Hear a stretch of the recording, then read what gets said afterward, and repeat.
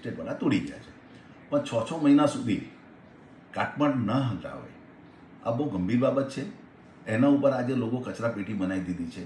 6 મહિના સુધી ત્યાં ક્યાં ગયા હેલ્થવાળા કે જે આમ માણસો હોય, કોઈ કચરો નાખે, દૂધ નાખે, એના ત્યાં 500, 1000, 5000 પેનલ્ટી લે છે. સાઈડ ઉપર જઈને સીલ કરી નાખે છે કે ભાઈ આ કચરો છે, તમારે મચ્છર થાય છે. હું આમ કોઈ કોર્પોરેશન રોડ ઉપરના મેન તમે મોડલ રોડની વાત કરો છો, આખા અમદાવાદમાં મોડલ રોડ છે, પણ મોડલ રોડના 6 મહિના કાટમાળ ના હટાવે તો તંત્ર ક્યાં સુઈ રહ્યું છે?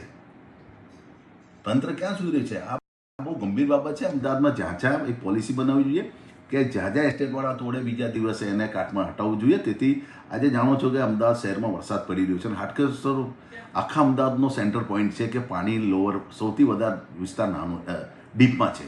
એટલે અહીંયા થાળી રકાબી જેવો વિસ્તાર છે હાટકેશ્વર 4 રસ્તા. એટલે વરસાદ પડે એટલે પાણી ભરાઈ જાય, 3-3, 4-4 ફૂટ સોસાયટીમાં જતા રહે. આના કાટમાળ ઉપર લોકો ચાલે, એક્સિડન્ટ થાય, એક્ટિવાળો પડી જાય, સ્કૂટરવાળો ઠોકાઈ જાય. આ એક્સિડન્ટ થતી કેટલા બધાના લોકો ગવાય છે, મરે છે. હાઈકોર્ટ સુધી નોંધ ગઈ છે આમાં.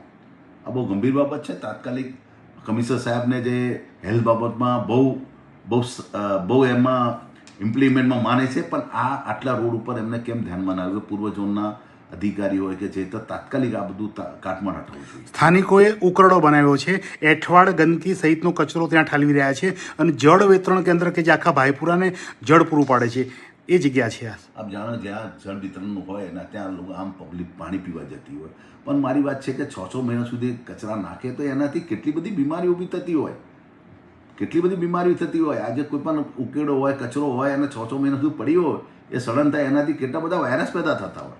આ બહુ ગંભીર બાબત છે. તાત્કાલિક હેલ્થ કમિટી કે હેલ્થના જે તે અધિકારીઓ છે એને ઇમ્પ્લિમેન્ટ કરીને તાત્કાલિક કરાવવું જોઈએ.